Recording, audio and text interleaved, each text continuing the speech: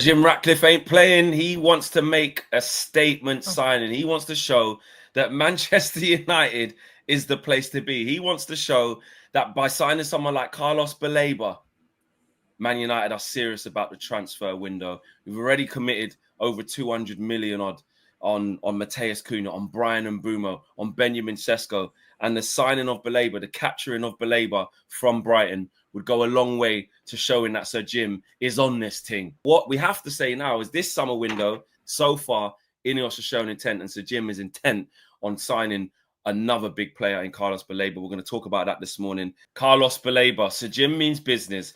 He's going on the aggressive. He's going on the front feet. He's going on the front foot, Owen. What's he saying? What's going on here? Well, there's a lot happening with this Baleba this morning. Tuesday's always a good day because Tuesday is the day the Athletic put out their transfer deal sheet, Fleck, and a lot has been written today by David Ornstein and Laurie Whitwell. Manchester United are all over this deal sheet this Tuesday. There's also other stuff going on with Alexander Isak. That's maybe the headline, but the subheading is Baleba. Now, David Ornstein and Laurie Whitwell are writing this morning that Manchester United indeed are continuing to explore whether a move for Brighton and Hove Albion midfielder Carlos Baleba can be agreed this summer. The talks taking place via intermediaries on United's behalf, which again is key because this is why the likes of key figures in Brighton are saying, well, United haven't really reached out to us directly, is because this is all actually still happening through intermediaries, have so far been to assess his willingness to join, the salary required, and critically, Brighton's potential valuation of the player.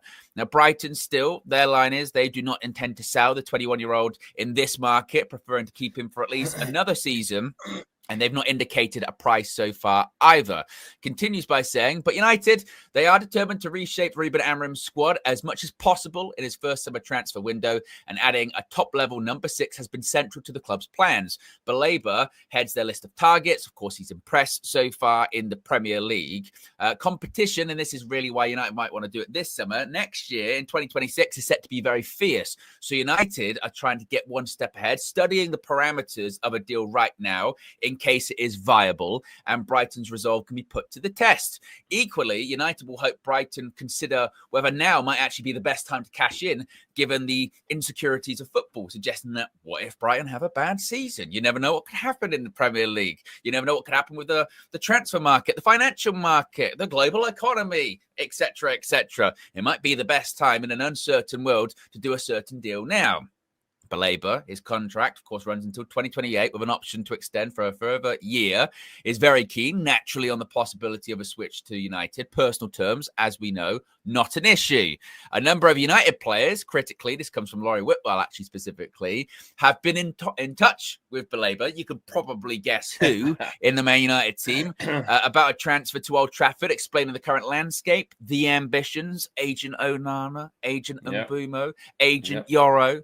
Now, the cost of any transaction would be significant and it would be a hurdle to overcome for United, though, for this reason, some United remain sceptical about the chances of an agreement being reached because, again, it's a lot of money. In fact, it's considered to be in that ballpark of 100, 115 million pounds, that category that, of course, Brighton sold Moises Caicedo to Chelsea in 2023.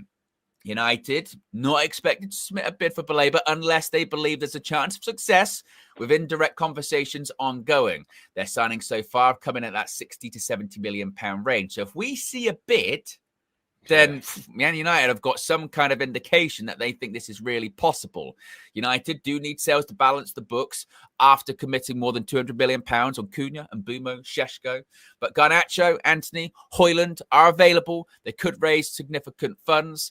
And also, this is what Laurie Whitwell said yesterday too, giving United a degree of flexibility on cash is an extension on their revolving credit facility. So we've been given a bit more credit that we can potentially have some wiggle room in, plus the salon clauses for Alanga and Alvaro Carreras, of course, and also Marcus Rashford's salary being off the wage bill. There's that also Mason Greenwood situation that I mentioned as well, saying they've got that significant salon clause if indeed he does leave Marseille. Should United need, we can actually make sales in January and up to June 30th next summer to comply with PSR regulations. So even if we didn't make sales in this window, there's still time in January and next year to possibly offset PSR. And Sir Jim Ratcliffe, he wants United to make a major impression this campaign. According to Laurie Whitwell, United remain in the market for this midfielder with Baleba, the pursuit explained, as we just mentioned. Ratcliffe wants United to be capable of making a major impression this campaign, and signing a player of Baleba's quality would be expected to significantly aid those claims. Now, again, it's really interesting that he wants, to make an impression.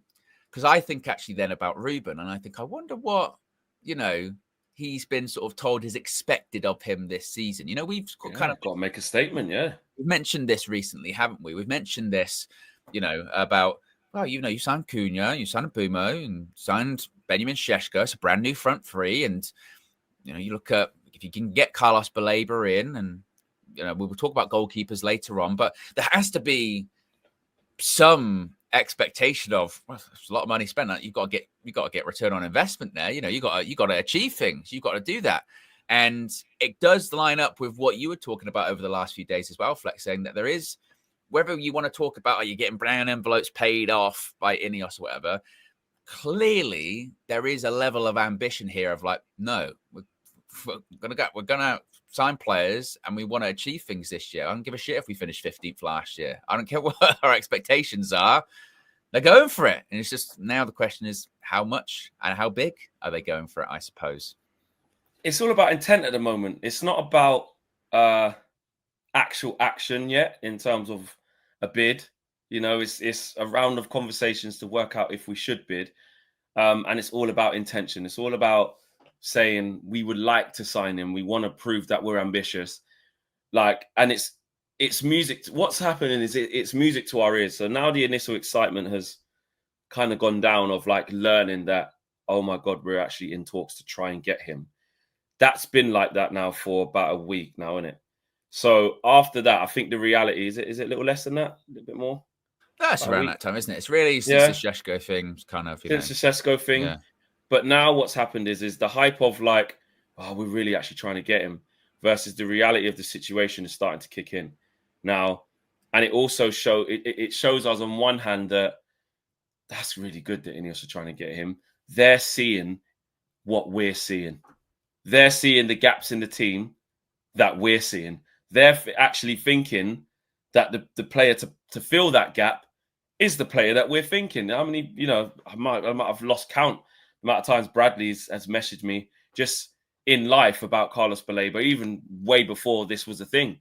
People like Alice, and they're just the people off the top of my head. There's loads of people in the fan base that have always been like for quite a while, oh, Baleba, we need someone like him. Or Baleba and Wharton are all 2 ones, aren't they? Like in the Prem, where everyone's like, if you get one of them, you need one of them, this, that, and the other.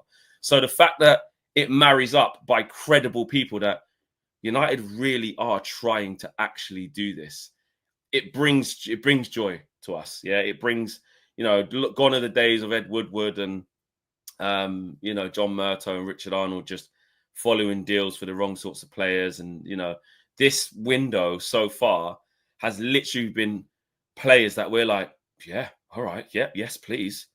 Whoa, if you can get him as well. Oh, got him Broom on top of that. Šeško, well, after all of that, what we've been tracking him for, whoa, he's going to go to what? We've got him. Baleba, nah, you're taking the piss. Now, what? Then, like I said, the Donnarumma links, which we'll talk about later. So I think that is positive. It's positive that they're being aggressive in the market. When you finish 15th, there's 2 sides to it, isn't there? There's the side of, mate, you finished 15th. You better have one hell of a transfer window.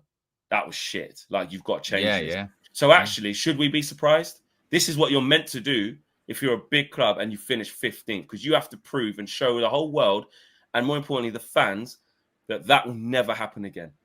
We will make sure, just by the players we've bought and the intent we've shown, we will never finish 15th again. So there's that side of it. But then there is a side of, you have finished 15th and you're this fallen giant that's decaying and the stadium's rubbish and the players are poor and you've got people on big wages and you've got a bad crop of players in the dressing room and you've got to undo it, or who's going to want to come to you? And they've come back with Cunha and Buma Šeško and it looks like maybe Baleba. So your praise and your criticism, I think, has to match.